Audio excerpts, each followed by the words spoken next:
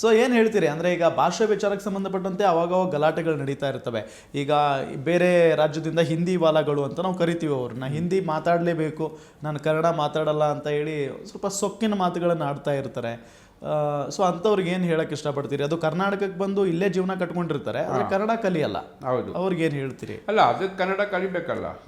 ಅದಕ್ಕಾದ್ರೆ ಅವರಿಗೆ ಒಂದು ಬಿಸ್ನೆಸ್ ಇದ್ರೆ ಪರವಾಗಿಲ್ಲ, ಒಂದು ಫ್ಯಾಮಿಲಿ ಇದ್ರೆ ಪರವಾಗಿಲ್ಲ, ಒಂದು ಅಂಗಡಿ ಹತ್ರ ಹೋಗಿ ಏನಾದ್ರೆ ಮಾತಾಡಬೇಕಾದ್ರೆ, ಇಲ್ಲಾಂದ್ರೆ ಏನಾದ್ರೆ ಪದಾರ್ಥ ಬಗ್ಗೆ ಹೇಳ್ಬೇಕಾದ್ರೆ ಕನ್ನಡ ಕಲಿಬೇಕಲ್ಲ. ಅದು ಬೇಕು, ಅದು ಅದು ಇಂಪಾರ್ಟೆಂಟ್, ಬಹಳ ಇಂಪಾರ್ಟೆಂಟ್ ಅದು.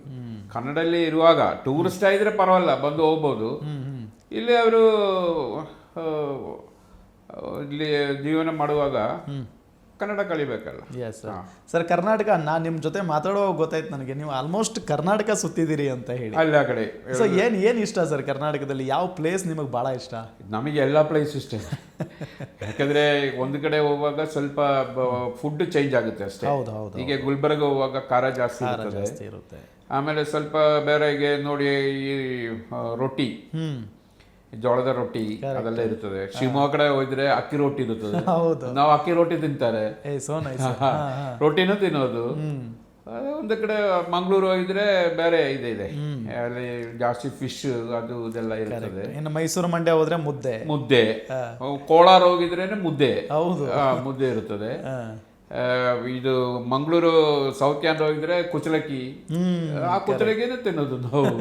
ಬಟ್ ಎಲ್ಲಾ ಕಡೆ ಹೋಗ್ತೀರಾ, ಆಯಾ ಫುಡ್ಗೆ ಅಡ್ಜಸ್ಟ್ ಆಗುತ್ತೆ, ನಮಗೆ ಅಡ್ಜಸ್ಟ್ ಆಗುತ್ತೆ, ಎಲ್ಲ ಕಡೆ ಅಡ್ಜಸ್ಟ್ ಆಗುತ್ತೆ. ಒಬ್ಬ ಬಿಸ್ನೆಸ್ ಮ್ಯಾನ್ಗೆ ಆ ಗುಣ ಇರಲೇಬೇಕು ಬಿಡಿ ಸರ್, ಆ ತಾಕತ್ ಇರಲೇಬೇಕು ಸರ್. ಯಾವುದು ಬಿಸ್ನೆಸ್ ಮ್ಯಾನ್ ಇದ್ರೆ ನಾವು ಹೇಳೋದು ಇದು ಒಂದು 3 ಇದು ಹೇಳಿದಲ್ಲ, ಹಾರ್ಡ್ ವರ್ಕ್ ಬೇಕು, ಹೌದು, ಡೆಡಿಕೇಶನ್ ಬೇಕು, ಆಮೇಲೆ ಡೆಡಿಕೇಶನ್, ಆಮೇಲೆ ಈ ಪಾಸಿಟಿವ್ ಮೈಂಡ್ ಸೆಟ್, 3 ಸರ್.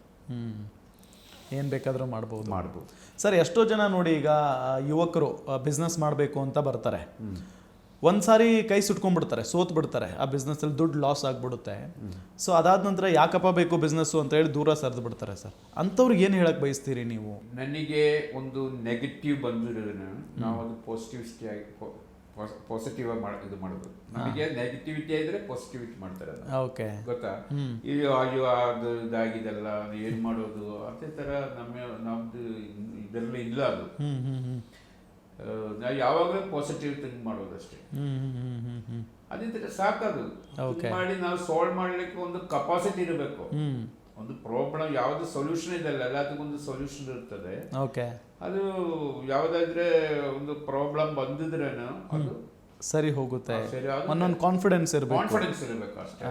ಅದು ಇದೆ, ಕಾನ್ಫಿಡೆನ್ಸ್ ಇದೆ.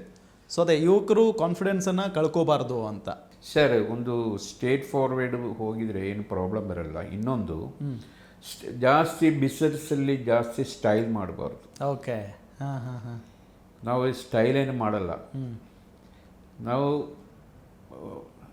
ಸ್ಟೇಟ್ ಫಾರ್ವರ್ಡ್, ಒಂದು ಬ್ಯಾಲೆನ್ಸ್ ಬೇಕು, ಬ್ಯಾಲೆನ್ಸಲ್ಲಿ ಹೋಗೋದು.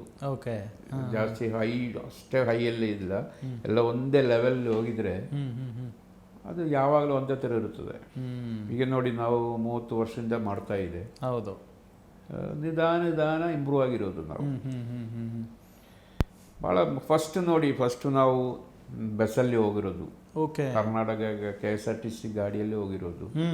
ನಿಧಾನ ಒಂದು 10 ವರ್ಷ ಅದೇ ಥರ ಹೋಗಿರೋದು.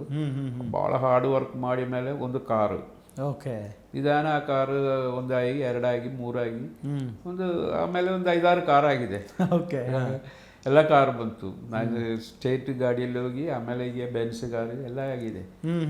ಅದು ಆಗಿರೋದು ಇದೆ, ಹಾರ್ಡ್ ವರ್ಕ್ ಬೇಕು. ಕರೆಕ್ಟ್.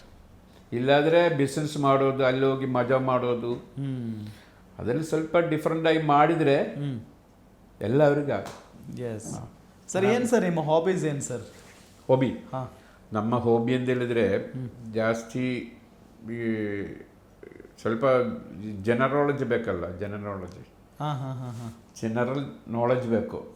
ಜನರಲ್ ನಾಲೆಜ್ಗೆ ಸ್ವಲ್ಪ ಮುಂಚೆಲ್ಲ ಬುಕ್ಸ್ ಎಲ್ಲ ಜಾಸ್ತಿ ಓದಿರೋದು. ಈಗ ಸ್ವಲ್ಪ ಸೋಷಿಯಲ್ ಮೀಡಿಯಾ ಇದೆಲ್ಲ ಹಾಗೆ, ಆಮೇಲೆ ನ್ಯೂಸ್ ನೋಡೋದು, ಇಷ್ಟೇ. ಜಾಸ್ತಿ ಏನು ಹಾಬಿ ಇಲ್ಲ, ಎಲ್ಲ ಹಾಬಿ ಬಿಸ್ನೆಸ್ಸೇ, ಅದೊಂದು ಕ್ರೈಸ್ ಅಷ್ಟೇ. ಕರೆಕ್ಟ್ ಬಿಸ್ನೆಸ್ ಒಂದು ಕ್ರೈಸ್, ಆ ಬಿಸ್ನೆಸ್ಸೇ ನಮ್ಮದು ಹಾಬಿ ಅಂತ ಹೇಳಿದ್ರೆ ಅದೇ. ಟ್ರೂ.